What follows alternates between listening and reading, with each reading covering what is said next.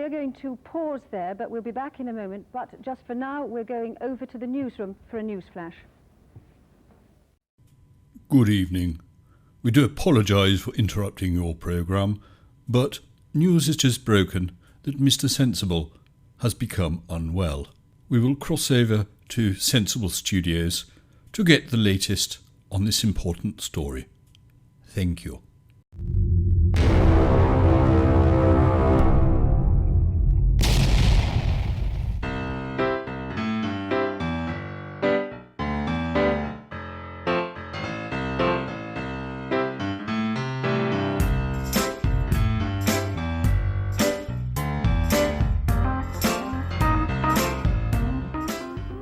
The tail end of my short break with Mrs. S in Cornwall didn't turn out too well.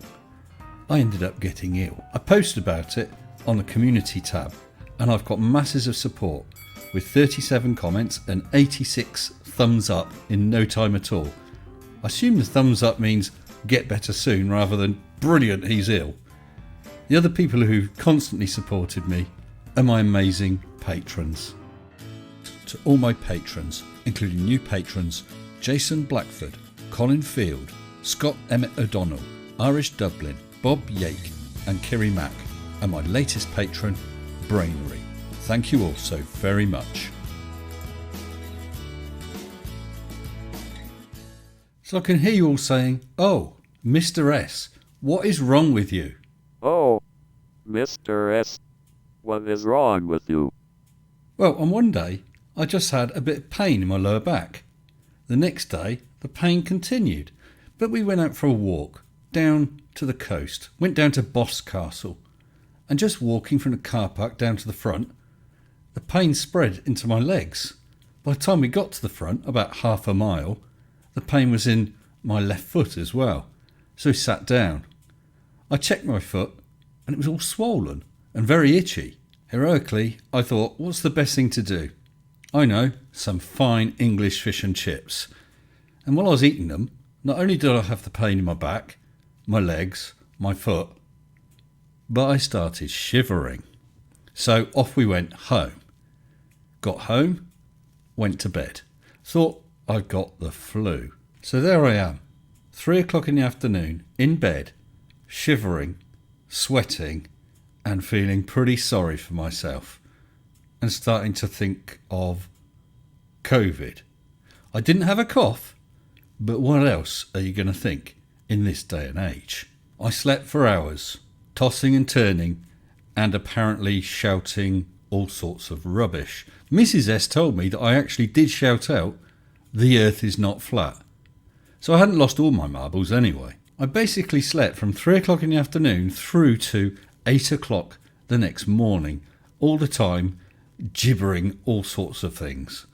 But when I finally woke up, I wasn't hot, I wasn't shivering, I no longer had pain in my legs or my foot, just the pain in my back.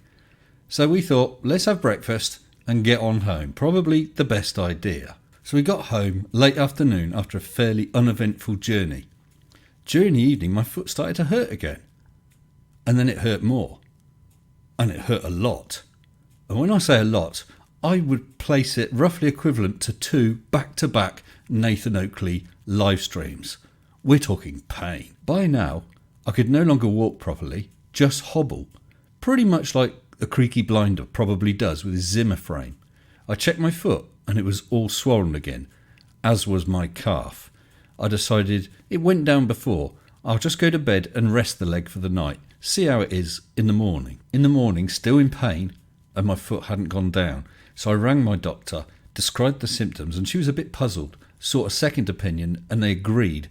They couldn't rule out an infection and couldn't rule out COVID-19. So they made an appointment for me that very afternoon at a hot hub centre where they can also do corona tests. Arriving there, it felt most strange. I'd been told to drive to the hospital, park up pretty much anywhere, ring a certain phone number, and then they would tell me where to go. They told me to go to the drive-through COVID testing tent.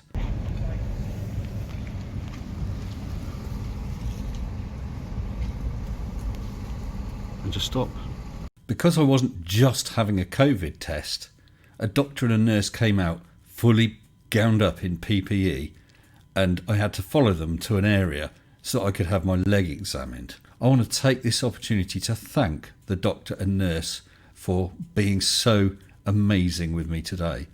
They were very, very thorough and very calming, despite the very unusual situation we all found ourselves in. They too are not 100% sure about what's wrong with me, but believe it likely some form of infection, so I've got some antibiotics. However, they also could not rule out COVID, and so the dreaded COVID test was going to be next. Now, I've got no fear of needles or blood or anything like that, but I do have a thing against items being placed up nostrils, etc. I have a terrible, terrible gag reflex. But the doctor was so quick, so efficient, he managed to do it.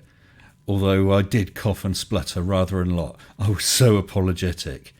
So they gave me the test and took me back out to the car. Well, I've just had COVID test. It was not very pleasant. I've got a bad gag reflex and nearly chucked my guts up. But having had it done once, I could have it done again. In fact, doing the back of the throat was worse than the nostrils, but there you go.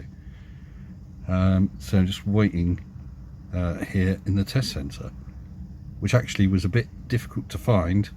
We asked for directions and had been told about a big white tent, and we couldn't see how to get to it, and then we're told that the tent we were looking at was the temporary morgue.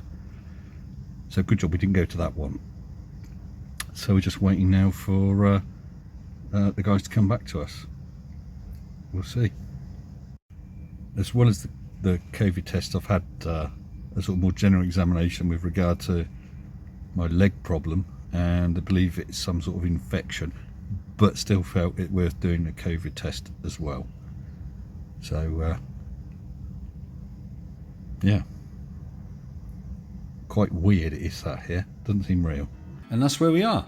I've got antibiotics to deal with a presumed infection, and I'm waiting the results of a COVID-19 test. Not fun, but things could be worse. Oh, bugger. You better see us out, Mr. Sensible. Anyway, hope to see you all soon. Stay sensible.